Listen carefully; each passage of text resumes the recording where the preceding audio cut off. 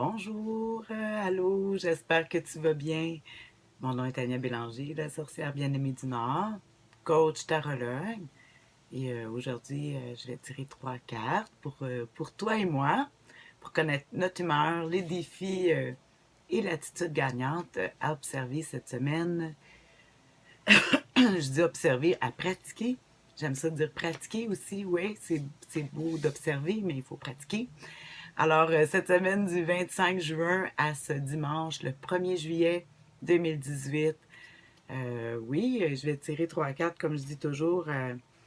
On n'a pas de pouvoir sur les événements, mais une chose qui est sûre, c'est qu'on a du pouvoir sur notre attitude, sur notre façon d'agir et de réagir aux choses. Puis moi, ben, j'aime beaucoup qu'on regarde ça, comment on est influencé par la métaphore, comme avec le tarot. Hein? C'est comme des histoires. Des fois, c'est le fun de se transporter, de voir le hasard. C'est juste des cartes, hein? C'est juste pour pouvoir mettre notre imagination. Moi, en tout cas, ça m'aide beaucoup. Je fais pas juste ça, mais je m'aiguillonne avec ça pour mettre un peu de lumière sur mon chemin et me donner une bonne attitude. Alors, on regarde l'humeur cette semaine.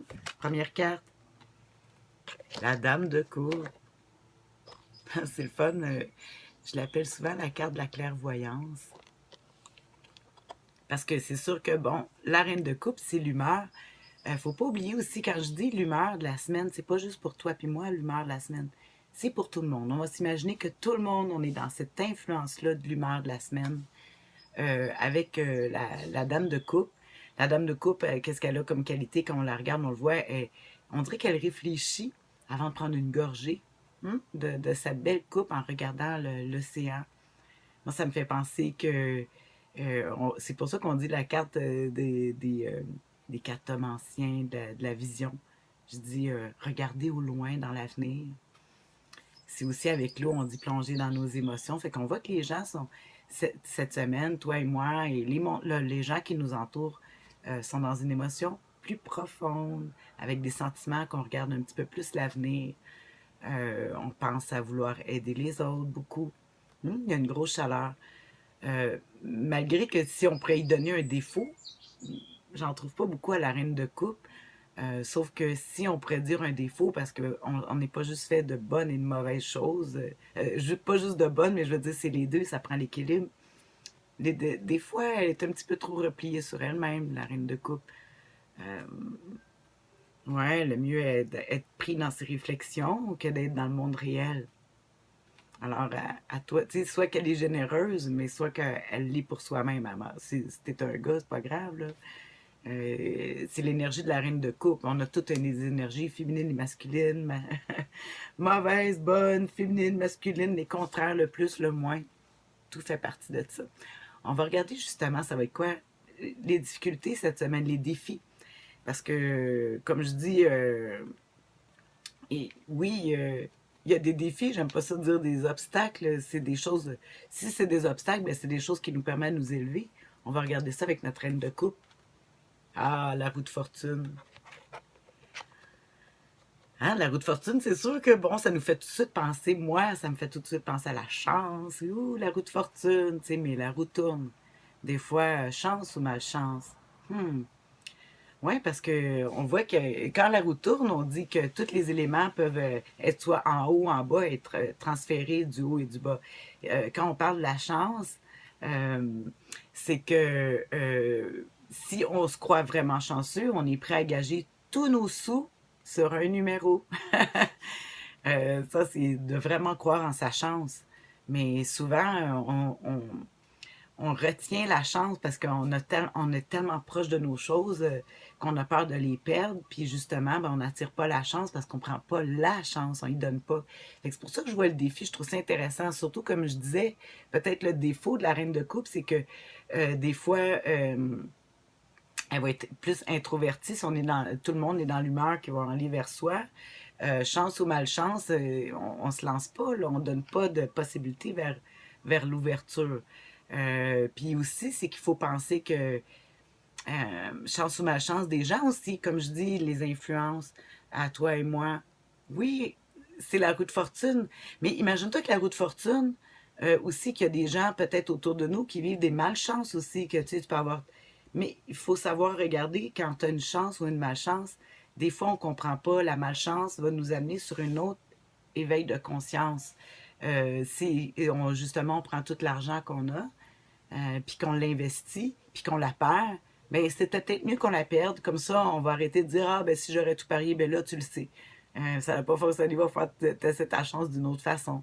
Apprendre à vivre avec plus d'argent.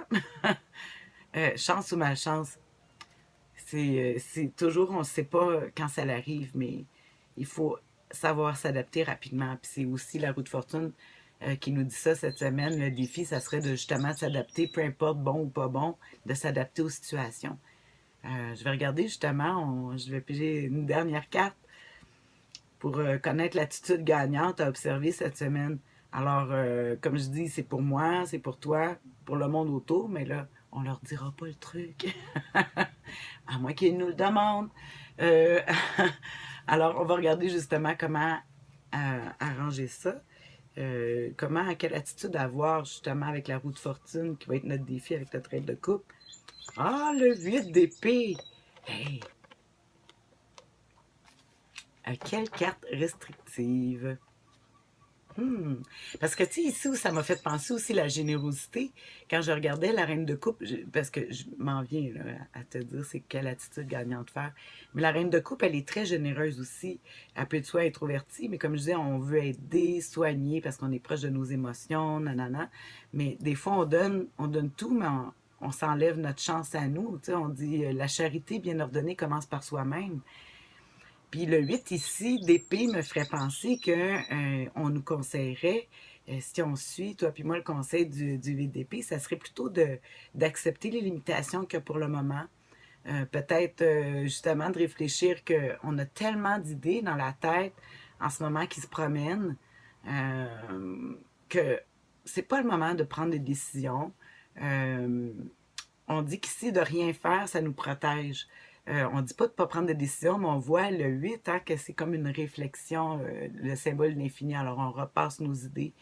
Euh, je trouve ça intéressant parce que si on dit on a comme défi la roue de fortune qui tombe toujours, puis comme je dis que le défi, c'est s'adapter, ben quand on s'adapte, c'est pas le temps d'embarquer dans des projets, puis il faut peut-être s'arrêter puis de réfléchir justement pour s'adapter. Il faut tout réorganiser nos choses. On parle pas de réorganisation ici avec un 8 dans le matériel, mais plutôt dans nos pensées qui sont très euh, on pense tellement trop que ça nous nuit. C'est le défaut, oui. Mais la qualité, c'est de réaliser que si on a trop de choses puis qu'on se focalise pas sur une, c'est ça qui va nous empêcher d'avancer. Alors, ils disent pour le moment, on va. La force réduite, c'est le conseil. J'aime ça, oui, parce que les aléas de la vie avec la roue de fortune, hmm, j'aime ça. J'ai hâte de voir. J'ai aucune idée comment que ça va se manifester dans ma semaine. Je vais laisser la roue de fortune décider de ça, puis je vais accepter tout ce qui arrive en comprenant que plus tard, je vais comprendre. Alors, bonne semaine à toi. Merci.